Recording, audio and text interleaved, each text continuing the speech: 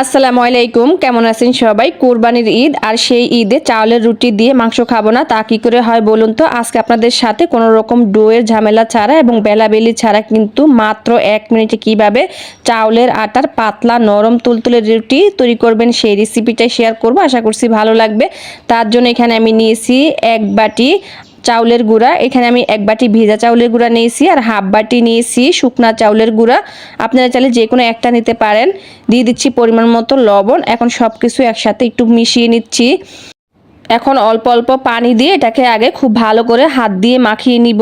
এটা হাত দিয়ে করলেই কিন্তু রুটিটা বেশি ভালো হবে। তবে আপনারা যদি এটা সম্পূর্ণ শুকনা চাউলের গুঁড়া দিয়ে করেন তাহলে এখানে হালকা কুসুম গরম পানি নিতে হবে। এই তো এই পর্যায়ে কিন্তু আমি অল্প পানি দিয়ে এটাকে মেখে নিয়েছি। আর এখন এই অবস্থায় এটাকে ঢাকনা দিয়ে ঢেকে আমি 5 মিনিটের জন্য রেস্টে রেখে দেব। এতে করে আমাদের রুটিগুলো অনেক বেশি সুন্দর হবে। ফিরে এলাম 5 মিনিট পর।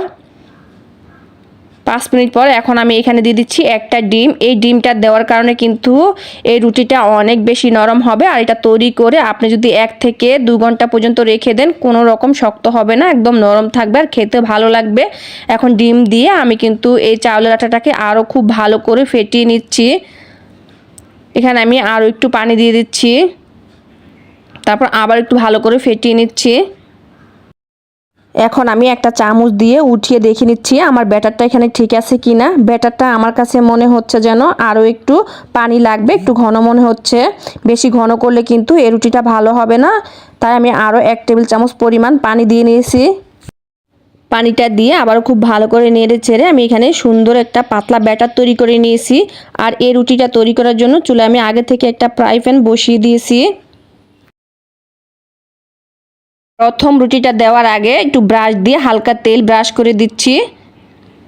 এখন আমি 1 চামচ চাউলের আটা দিয়ে দিচ্ছি, দিয়ে ফ্রাই প্যানটা ধরে একটু চারদিক থেকে ঘুরিয়ে দিচ্ছি। তারপর একটা ঢাকনা দিয়ে ঢেকে দিচ্ছি। আর এখন কিন্তু চুলা আঁচটা আমি একদম মিডিয়াম আঁচ রেখে এই রুটিগুলোকে ভেজে নেব। 1 মিনিটের চাইতে কম সময় লাগবে এই রুটিগুলো তৈরি করতে। কিছুক্ষণ পর আমি ঢাকনাটা খুলে নিয়েছি। আমার প্রথম রুটিটাই কিন্তু হয়ে গেছে। আবারও আমি 1 চামচ আটা দিয়ে আবারও কিন্তু খুব সুন্দর করে চারদিক থেকে ঘুরিয়ে দিচ্ছি।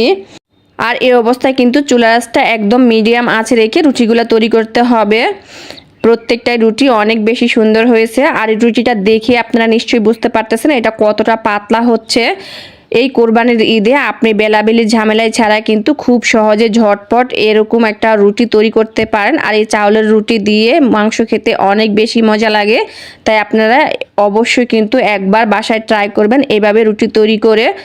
এখানে আমার 1.5 বাটি দিয়ে মাশাআল্লাহ অনেকগুলা রুটি হয়েছে। আর রুটিগুলা দেখুন কতটা পাতলা নরম সফট তুলতুলে হয়েছে। আপনারা বাসায় তৈরি না করলে বুঝতে পারবেন না।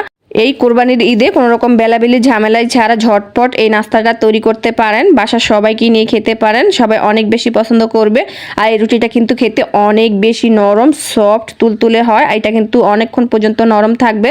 তো বন্ধুরা, আমার আজকের রেসিপিটা যদি আপনাদের কাছে ভালো লাগে অবশ্যই লাইক কমেন্ট শেয়ার করতে ভুলবেন না। আর আমার চ্যানেলটাকে সাবস্ক্রাইব করতে ভুলবেন না। সবাই ভালো থাকবেন, নিরাপদে থাকবেন। আল্লাহ হাফেজ।